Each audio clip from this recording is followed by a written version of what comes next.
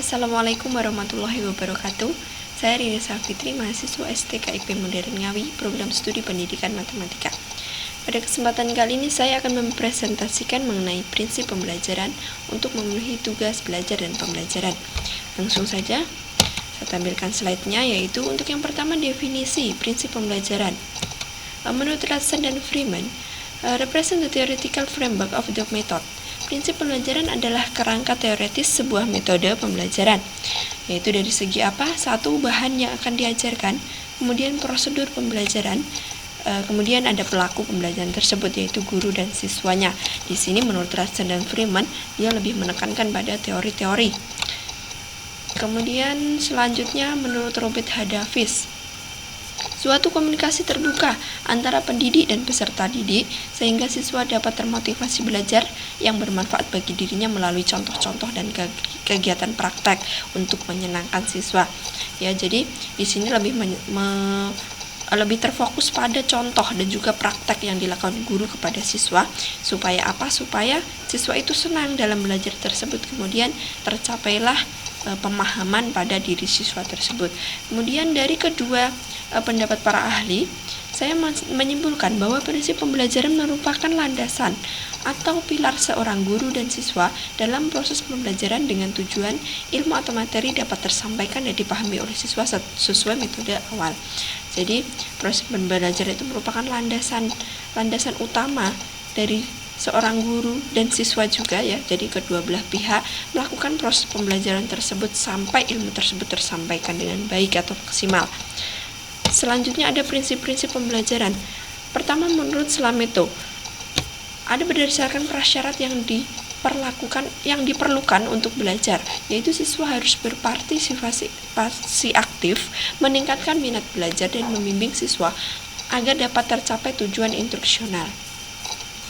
Kemudian yang kedua ada sesuai hakikat belajar, yaitu proses yang berkesinambungan serta dilakukan tahap demi tahap, jadi tidak secara terus-menerus tetapi bertahap. Kemudian yang ketiga ada sesuai materi atau bahan yang harus dipelajari, menyajikan materi secara sederhana saja supaya siswa dapat mengerti apa yang disampaikan. Yang keempat ada syarat keberhasilan belajar, yaitu sarana yang mendukung. Selanjutnya menurut Ratna Willis Dahar ada konsekuensi. Yang pertama ada menyenangkan, yaitu memperkuat perilaku, dan tidak menyenangkan atau hukuman, yaitu melemahkan perilaku. Kemudian dua, kesegeraan konsekuensi atau immediacy konsekuensi. Konsekuensi kesegeraan lebih mempengaruhi perilaku daripada konsekuensi yang lambat datangnya. Kemudian yang ketiga ada pembentukan shaping. Pembentukan atau shaping yaitu digunakan saat mengajarkan keterampilan baru atau perilaku dengan memberikan reinforcement pada siswa untuk mendekati perilaku akhir yang diinginkan. Untuk selanjutnya ada menurut Makmur Hairani, informasi faktual. Yang pertama, informasi faktual itu apa sih? Yaitu dikomunikasikan kepada guru yang lain. Jadi mata pelajaran tersebut, materinya tersebut tidak hanya menurut satu guru saja, tetapi harus dikomunikasikan kepada guru yang lain. Jadi menerima pendapat guru lain, kemudian dipelajari lebih mendalam lagi pengetahuan yang sudah dipelajari tersebut. Yang kedua ada kemahiran intelektual. Seorang guru harus mempunyai berbagai cara dalam mengerjakan sesuatu, termasuk memiliki kemampuan dalam menafsirkan, contohnya simbol, bahasa, dan lain-lain. Yang ketiga ada strategi, digunakan untuk meningkatkan aktivitas belajar siswa, untuk menghadirkan stimulus secara kompleks, menganalisis dan membaca informasi agar siswa itu tertarik dan bervariatif juga dalam menerima materi tersebut. Jadi menurut Makmur Hairani ini lebih ditekankan pada pengajar atau guru. Selanjutnya Rodwell AB, satu prinsip kesiapan siswa dalam menerima pembelajaran yang akan diberikan. Sebelum proses pembelajaran dimulai harus ada kesiapan dalam diri siswa. Kemudian dua ada prinsip motivasi, yaitu mengatur arah kegiatan untuk memelihara kesungguhan dalam belajar. Yang ketiga ada persepsi, yaitu kepercayaan memahami sesuatu atau melihat dunia dengan cara sendiri dari siswa tersebut.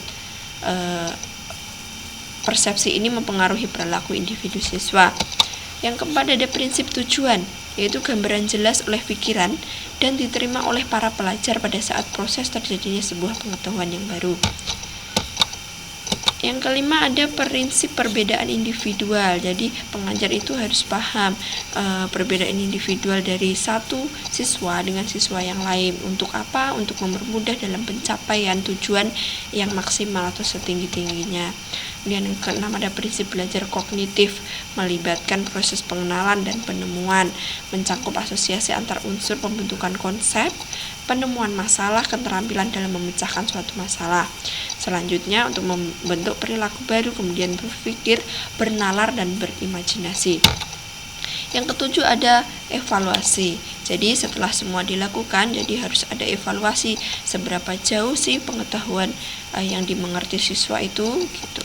Terus kemudian ada prinsip-prinsip pembelajaran antara lain setelah saya mengemukakan prinsip-prinsip pendapat dari para ahli itu, saya berpendapat sendiri bahwa prinsip pembelajaran itu ada intern dari siswa, yaitu satu, adanya keinginan yang kuat pada diri siswa itu agar tercapainya tujuan belajar.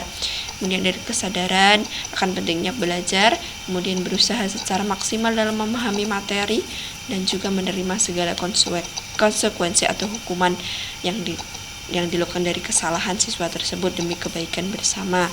Kemudian yang kedua, faktor intern dari guru atau pengajar, yaitu apa? Melakukan proses pembelajaran secara bertahap, kemudian melakukan trik mengajar agar mudah dipahami siswa dan mengajarkan sesuai bidang keahlian. Prinsip ekstern dari sekolah yaitu menyediakan sarana dan prasarana yang mendukung agar tercapai keberhasilan belajar. Demikian presentasi dari saya mengenai prinsip pembelajaran. Semoga apa yang saya sampaikan bermanfaat bagi kita semua. Wassalamualaikum warahmatullahi wabarakatuh.